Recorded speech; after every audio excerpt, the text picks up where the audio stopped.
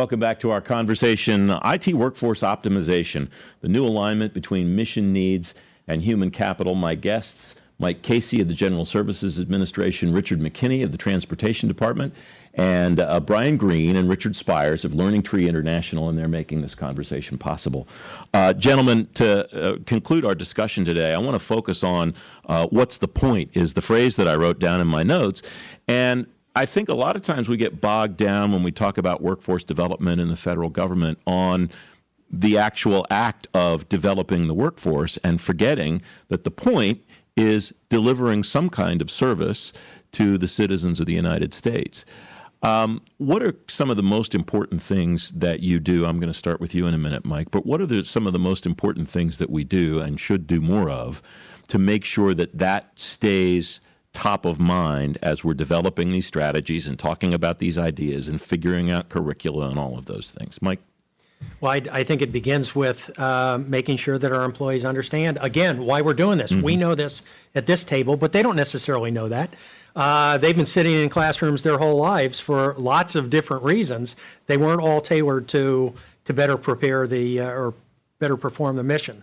So I think we, at every opportunity, want to reinforce this is about performance, not training. Yes, learning is important. Are we performing better? Are we accomplishing that mission better? And if the answer is no, then we need to go back and rework it, and we need their help to do that. But they will understand that up front. One of the elements I think that's important, Richard McKinney, and what you talked about earlier, is as you get to know employees who are coming on board, and as imagine you encourage your managers to do that all the way down the chain. Doing so opens those continuous dialogues to be able to not remind folks in a nagging way, but to keep that top of mind. We're here for a bigger purpose than just being worker bees and doing the list of tasks in our job descriptions every day. Absolutely. And I try to, I'm trying to build a sense of urgency in the Department of Transportation. Again, back to the thing we talked about earlier about the pace of change. The pace of change is we're growing. The technology is expanding exponentially, and I think we as humans have a hard time wrapping our heads around exponential growth. We're pretty good at linear growth. We're not very good at exponential. We're in this really rapid exponential growth. I just came back a couple weeks ago. I was down in Orlando for the Gartner Symposium, and it's always interesting to mix it up with your commercial sector counterparts. And the sense I got from them is there's incredible urgency on the commercial side because they see technology as an enabler and as a force multiplier, but they also see it as a market disruptor. And they are under the gun to either adapt and change or be passed by their competitor. I'm trying to build that, back to my point, I'm trying to build that same kind of urgency in the federal government. I think this is our time. This is incumbent upon us to seize this moment to really, I think we all get tired of talking about our legacy construct and how hamstrung we feel by it. It's time to shed that skin. Mm-hmm. It's time to move on. It's time to embrace these new technologies. It's time to do the cloud, both feet in.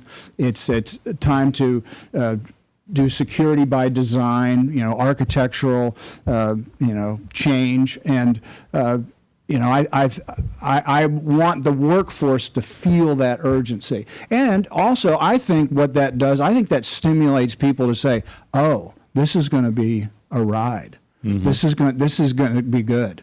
And if I am a part of this, not only will I serve the citizenry better, this will be a career improvement for me as well. My skill sets are going to improve. I'm going to keep up with the technology so that if I ever leave government space and go into the commercial space, I won't be behind. I'll be right where everybody else is. And so I want the folks that work with me to feel that urgency. Richard Spires, I love Richard's idea of disruption and the role that it potentially can play. Yeah. One of the raps against government is, well, you can't just go to the other government and have them get ahead of you. For example, as we shift, from taking taxis to taking Uber, there's no alternative to a federal government agency. You can't just go to the competitor. I get it. Can the federal government become its own disruptor? Can the federal government become the one who drives and forces the change where there's no alternative? Human nature is human nature, right? Organizations. It's really not that different on the private sector side. I've worked in the private sector in a number of different companies, except for one point you just made it, which is there's a real competitive landscape out there that does force more aggressive action. But I don't see any reason, and I think I've certainly been in agencies where we had that sense, right? Where we felt like we need to serve the citizen better. We need to get this out. I remember delivering modernized e-file for businesses. And at that time, Commissioner Everson, he mandated that the largest corporations e-file, right? And we're like, you guys deliver this. And we did. And that felt like I was in a commercial enterprise when he mandated that. I thanked him for doing that because it really energized the organization. So it is definitely possible in government. Absolutely. The other thing I'd like to say real quick on this thing about where do we need to focus? I mean, you're right. We need to be mission-oriented. But as an IT organization, and I remember being on a panel once with some other CIOs from the private sector, and we all concurred with this, that your ability to deliver projects and programs is absolutely key as a CIO, right? When you really look at what we do, we operate things, which is key too, but the other thing we do is we essentially deliver projects and programs. Moving to the cloud, as Richard was talking about, is really going to end up being a project or a program, right? And so I think that developing, both from an institutional perspective and from a personal perspective, your employees, being able to do that well, all right, being able to run programs, run projects, deliver them well is a hallmark that IT organizations should aspire to in federal government. And I just don't think we focus enough on that. Brian, I think the role of thinking about the mission, focusing on mission, comports well with the idea of disruption that Richard McKinney brought up. How does somebody in your shoes, outside the government but a close partner with the government, show people the ropes, essentially, and be that conduit between some of the wild disruptors, anywhere from Amazon up to Uber, and organizations like federal agencies that are not known for being receptive to that kind of disruption? If you look at some of the organizations like ACT-IAC, where they are actively bringing together both public and private sector organizations, I no longer think that there's any hard and fast lines any longer. Federal organizations are adopting private sector practices. Private sector organizations are adopting some of the very good things that go on in government as well. If you look at some of the initiatives within OMB around challenge.gov, we're driving the workforce to think differently about how we solve problems. And many of those problems are done in uncharacteristic ways in government, whereas we all think about government as this big bureaucracy and it takes a year and a half to figure out something. That's beginning to be disputed in a lot of the methodologies that are really focused in on unique ways in which that we can fix unique problems.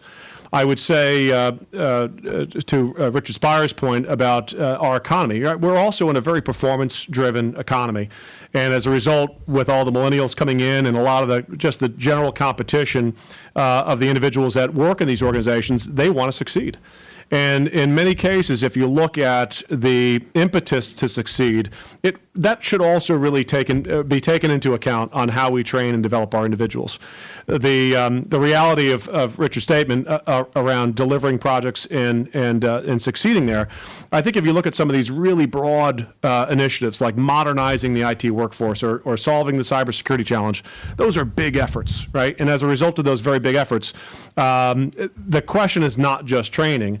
It's what's all the support in the front end to make sure that we develop the right skills or the right approach or have the right vision or the right charter for what it is that we're trying to accomplish. And on the back end, ensuring that we have the right level of support to put those practices into place to do just what Richard said, which is deliver. And we have to, and it's imperative.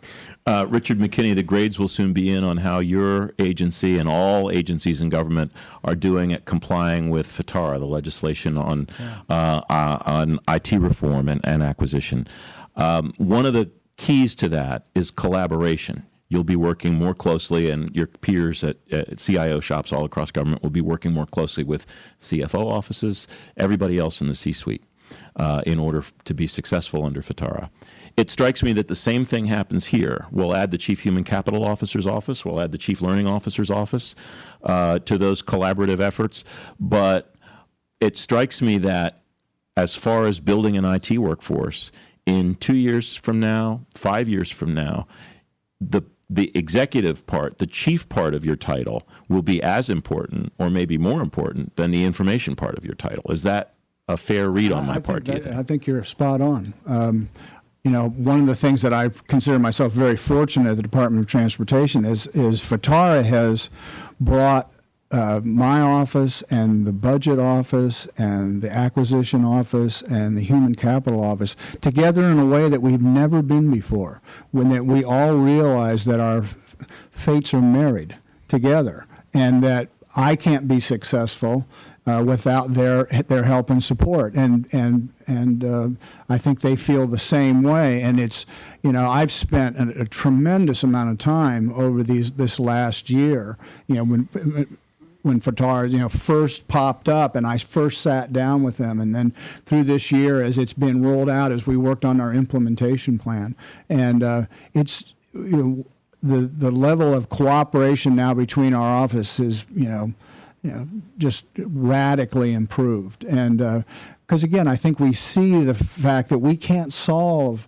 our problems independent of one another. We have to solve them together. So I'm a huge fan of FTARA. Really grateful that Congress had the wisdom to put that in place, and I feel a very deep responsibility to get this right and to do it right. I feel like this is our chance to change and show that we're capable of managing IT in a way that is safe and cost-effective and serves the government well.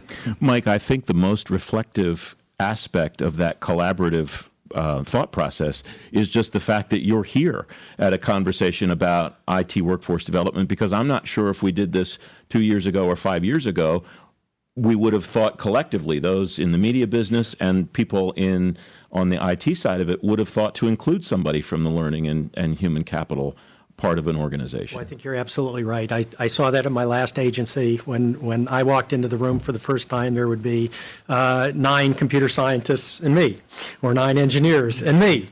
And so, yeah, we are learning that it does take all of us, and it's a shared responsibility. But at the end of the day, there's only one person as the CIO. Someone has to be the functional community manager, because if everybody owns it, no one owns it. In the case of the IT workforce, we now know who owns it. And so we have that sense of leadership, and then the rest of the team can coalesce around that leader and take their guidance from there. If we need to go into the back room and argue about the best way to do it, that's fine. We listen to what those other inputs are, we decide what we think is the best way, form the consensus, make a decision, move on. And that collaboration process, Richard Spires, is something that doesn't just require this council of CXOs to agree on. There's another level above them, the cabinet secretary or the administrator or whatever the appropriate title is, to say, not you guys can do this if you want to, or this would be a good idea, but to say this is the expectation that we're setting for how this enterprise is going to move forward. Is that correct? That's very fair, Francis. It starts at the top, but I thought Richard said it so well. The collaboration aspect is really the key. I mean, having worked at the IRS and at DHS, if you want to get something done in government, you better figure out how to collaborate, because you just can't drive things by yourself and only by yourself. And on the positive side of that, once you get these large organizations kind of going in the same, everybody kind of aligned, you can do amazing things, right? I mean, I was just so pleased with some of the results we were able to drive once we got that alignment going, because you've got a lot of resource. I mean, think about it. These are large organizations, and if you get everybody going the right way, some very, very good things can happen. So I'm very excited about FTARA. The governance processes that can come out of this, it'll be very interesting to see, because I'm sure some agencies will struggle with it culturally, but it's absolutely the right thing to do. Final question. I'll start with my current and former government people, and I'll end with Brian. To be an effective collaborator in that kind of environment, it's back to this idea of chief being more important maybe than information in your title, Richard.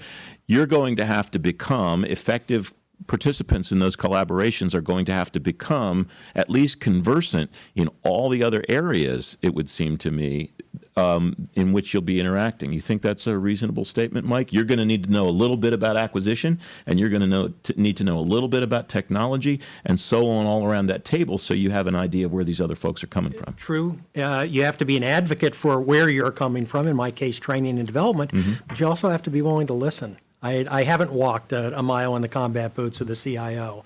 I've got to go in there and see the problem from his perspective before I can be a partner in coming up with solutions. This can't be my way or the highway, no matter how much data we have to support the learning or the training or the development. Richard McKinney, how important is it for you to know a little bit, at least, about the worlds of all the other people you're working with at the CXO level? Absolutely crucial. If you think of the three pillars of FITARA, are HR authority, budget authority, and purchase authority. And I've had to, I know IT pretty good. I've been in this business a long time.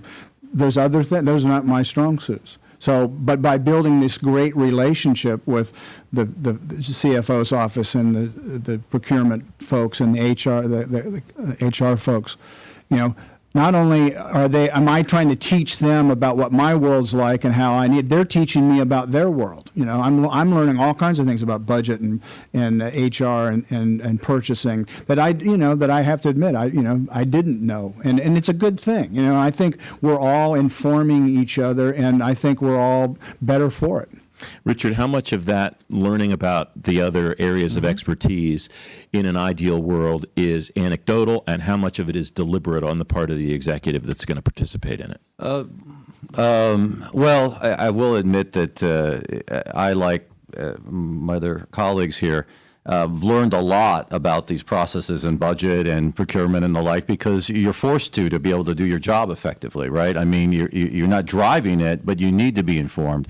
I just would want to point out that I think the governance models that you put in place are so critical, because what you want is an environment where you've got the C-suite with the business and mission owners in the right environment with the right information. See, so many times I found that you would have these kind of bilateral discussions going on, right? And rather than pulling everybody together and talking about, and with the very best information you have to make the best decisions, if you can make that happen, then everybody brings their expertise to the table, and you come out with much better outcomes. And that's, to me, a good governance process. Brian Green, first, thanks to you and Learning Tree International for making this discussion possible. As we wrap up, what is the role of ongoing learning among these executives who need to be thinking not just about the people below them and how they're being educated, trained, and so on, developed, but themselves as well? Yeah, I think our responsibility as a learning provider and as a service provider really is to focus on what the goal is, right? Just like a charter, you can't have a project without a core charter. You can't really have a learning and development strategy without a core charter. And I think as we just talked about FITARA, all of the elements and organizations that are involved to get that right, that absolutely is indicative of any major learning and development strategy, is that there are multiple pieces and parts of that strategy, and to have a centered strategy on where we're going and how we're going to get there and what does success look like at the end, very important. Our conversation is titled IT Workforce Optimization, the new alignment between mission needs and human capital. Learning Tree International has made it possible. Thank you very much for listening. I'm Francis Rose. On behalf of Learning Tree International, thank you for joining our discussion. We'll have the archive from this session available shortly, and a link will be sent to you to share with your colleagues. Those of you who requested a training certificate will receive an email with download instructions immediately following the webinar. This concludes today's webinar. Thank you.